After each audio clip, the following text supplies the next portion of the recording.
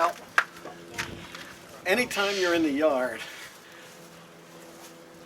some of the little gotchas will show up. One of them was our pin rails, which we dearly love to handle all our lines and everything when we're underway. This pin that was here actually broke off. It was an old wooden one that I had. I have a full set of spares with me of pins, but the pins, the spare ones are stouter, they're bigger around, and so I had to go ahead and drill out for the larger pins, which I'll put in. But as long as I'm doing that, it needs to be sanded. Well, okay, if I'm sanding this, putting in new pins, I'm going to need to varnish it. Well, we wanted to put another layer of varnish on our tiller, so we need to sand it.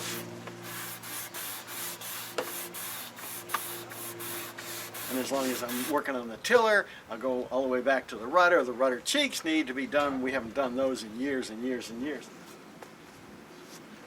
Even before I start sanding, I put on some blue tape, and this is not necessarily just for painting. It's going to protect the sides. If I miss with the sander just a little bit, it'll let me know right away, so that I don't start buggering up the rudder underneath the wood.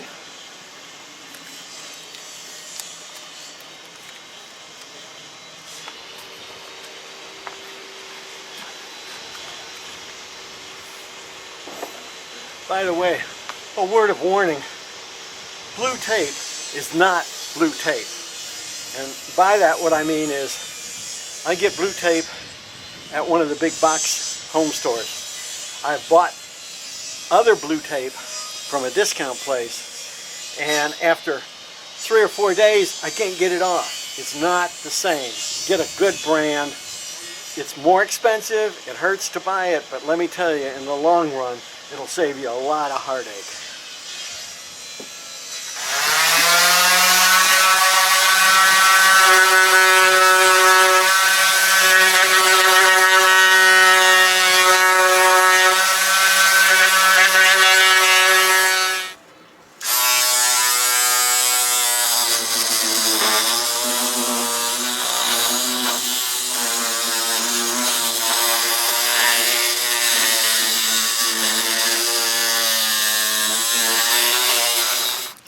In our cruising from New Orleans to here, almost to the Okeechobee Lake, we found that all along the Gulf Coast, almost all of the marinas are pilings, not floating docks like we're used to in the West Coast, through Mexico and all. And that presents a problem if you're trying to use fenders to make sure you stay off of the pilings. And a big problem is when you're going through the locks, like in the Okeechobee or somewhere else, you come up against those sides and it's concrete. So that would really tear up a boat. And your fenders, if you're on a side tie or an end tie, you've got to turn them sideways and try and adjust them to keep them between you and the pilings. So it's a very good idea to build fender boards to take along. Now, what I've done as an experiment is I bought a 8-foot section of the plastic decking wood. It looks like wood, but it's plastic. It outlasts regular wood for decking and everything. And it has grain on this side, and on this side it has some grooves. So what I did is drilled a couple of holes, put line in, so the line is in the groove, so even if it hits the concrete it won't be scraping too much on the line. And I put some just shackles on it, so that when it comes time to put it on, if the fenders are down, it's not a difficult task from up above to just go ahead. It's actually easier to do from on the boat than it is off the boat. And now you've got a fender board.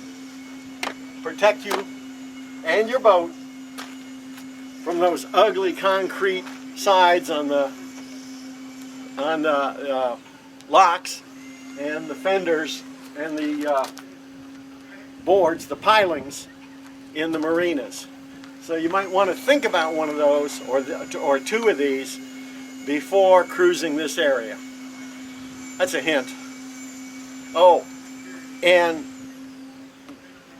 don't forget, the whole reason we're cruising is to have fun. So over last weekend, we went to the Seven Seas Cruising Association GAM, or get together, in Melbourne, Florida. It was a drive from here, but it was a lot of fun. Here's a couple of shots from that.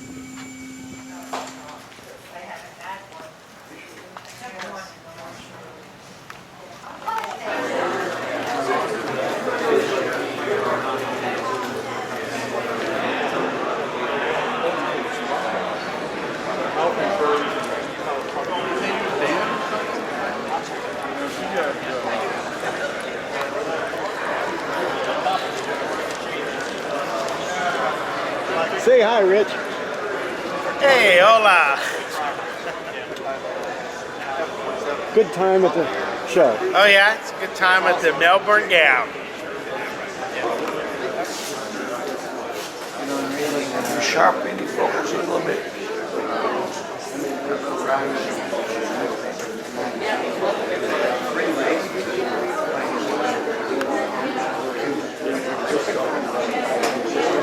Excellent. Here is Veradero. So the very tip, and it's about a 25-mile long peninsula. The new 1200 slip marina is at the very tip, and this is where the majority of the big hotels are. Marina d'Arsena, which we prefer, because it's actually side to tying. Marina Galeotta, the new one, has been built with Medmore, which is a little more complicated for American boats. And the port director there, she told us recently that yes, she realizes now they made a big mistake in building it Medmore. But anyway.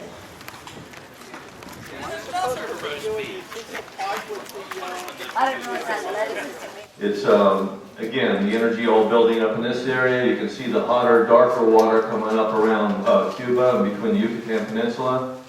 And then it all swirls back down. In this area, those of you that just sat on the Cuba discussion, coming across, it's really hard to factor in current direction because it's a blend of about 3 different currents. Some of them are in loop form. And typically, if you're making a crossing to Cuba, you're going to find it really makes more sense just to get across it and stay on your run line for where you're going.